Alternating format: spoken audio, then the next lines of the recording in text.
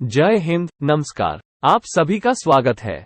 आज यानी 31 जुलाई 2023 को दिल्ली हाई कोर्ट में एक समान एमएसपी केस में सुनवाई हुई। बड़ी खबर कराई है।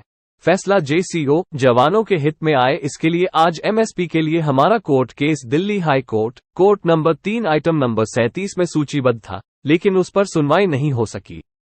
हमारे वरिष्ठ अधिवक्ता ने माननीय न्यायालय से एक निश्चित समय के साथ तारीख देने का अनुरोध किया। अदालत ने 6 सितंबर 2023 को 1500 बजे इसे देने में प्रसन्नता व्यक्त की, यहां तक कि प्रतिवादी वकील भी इसके लिए सहमत हो गए। क्यों जरूरी है एक समान एमएसपी सभी रैंकों के लिए? सैन्य सेवा वेतन सैन्य कर्मियों को केवल उनकी सेवा की बहुमुखी प्रकृति को ध्यान में रखते हुए और राष्ट्र के लिए बलिदान की क्षतिपूर्ति के लिए प्रदान किया जाता है।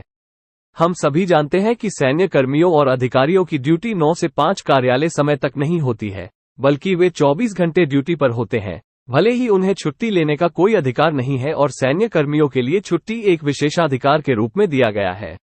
आपको शांति या क्षेत्र में, किसी शहर में या जंगल में, किसी पर्वत शिखर पर या जहाज पर तैनात किया जा सकता है। जब भी आदेश आते हैं, आप कहीं भी जाने के लिए बाध्य होते हैं, चाहे वो हवा हो, जमीन हो या गहराई में हो। इसलिए सैन्य सेवा को सिविल नौकरी के बराबर नहीं किया जा सकता है, जहां वे केवल ड्यूटी घंटों के दौरान और एक विशिष्ट दैनिक दिनचर्या के साथ अपनी ड्यूटी करने के लिए बाध्य होते हैं। इसलिए भारतीय सशस्त्र बल कर्मियों के लिए नागरिक पक्ष में अपने समकक्षों पर बढ़त बनाए रखने के लिए एमएसपी की शुरुआत की गई है। अब सवाल ये है कि कमीशन अधिकारियों और जेसीओआर को दी जाने वाली एमएसपी की दर बराबर होनी चाहिए या नहीं। Voice of ex serviceman society ने भारतीय सेना, नौसेना और वायुसेना के सभी रैंकों के लिए एमएसपी को समान करने के लिए अदालत में मामला दायर किया था। मामले को जानने के लिए हमें इस संबंध में मौजूदा व्यवस्था के बारे में जानना चाहिए। वर्ष 2006 में अधिकारियों के लिए एमएसपी की दर रु. 6000, जबकि जेसीओआर को केवल 2000 रुपये प्रति माह एमएसपी दी जाती थी और बाद में 7वें केंद्रीय वेतन आयोग की शुरुआत के बाद कमीशन दर को संशोधित कर 15,500 रुपये प्रति माह कर दिया गया, जबकि जेसीओएसओआर को केवल 5,200 प्रति माह।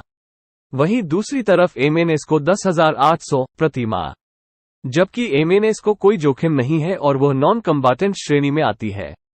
उनकी ना बीपीईटी लागू है, ना पीपीईटी लागू है और ना ही हथियार। अधिकांश जेसीओ या फील्ड लोकेशन पर तैनात होते हैं और 100% कठिनाई और जीवन का जोखिम हमेशा उनके साथ रहता है। कठिन भूभाग और शत्रु संभावित क्षेत्रों में रहने की कठिन परिस्थितियों में कर्तव्य पालन हमेशा जोखिम भरा होता है। हर साल सैकड़ों और हजारों जेसीओआर का जीवन देश के लिए बलिदान हो जाता है। माएं अपने बेटे को खो रही हैं, बच्चे अपने पिता को बहादुरी के कारण खो रहे हैं। इसलिए यह माना जा सकता है कि जेसीओआर द्वारा निष्पादित सैन्य कर्तव्यों के लिए जोखिम और कठिनाई किसी भी तरह से कमीशन अधिकारियों द्वारा निष्पादित सैन्य कर्तव्यों के जोखिम और कठिनाई से कम नहीं है। यदि जोखिम और कठिनाई कमीशन अधिकारियों के बराबर या अधिक है, तो सैन्य सेवा वेतन भी भारतीय सशस्त्र बलों के सभी रैंकों के लिए समान होना चाहिए।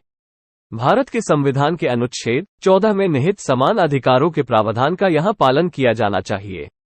उपरोक्त तर्क और अभिव्यक्ति से न्यायालय को बल के सभी रैंकों के लिए समान एमएसपी पर विचार करने के लिए आश्वस्त किया गया है। Voice of ex serviceman society ने कुछ साल पहले इस मामले में दिल्ली कोर्ट में केस दर्ज कराया था और हाल के दिनों में हुई सुनवाई जेसीओआर के लिए काफी सकारात्मक है। उम्मीद की जा सकती है कि यह अंतिम सुनवाई होगी और समान एमएसपी के लिए माननीय दिल्ली उच्च न्यायालय द्वारा न्याय सुनाया जाएगा। जल्द ही खुशखबरी जारी हो सकती है। अब इक्वल एमएसपी केस में अगली सुनवाई 6 सितंबर 2023 को 3 बजे होगी।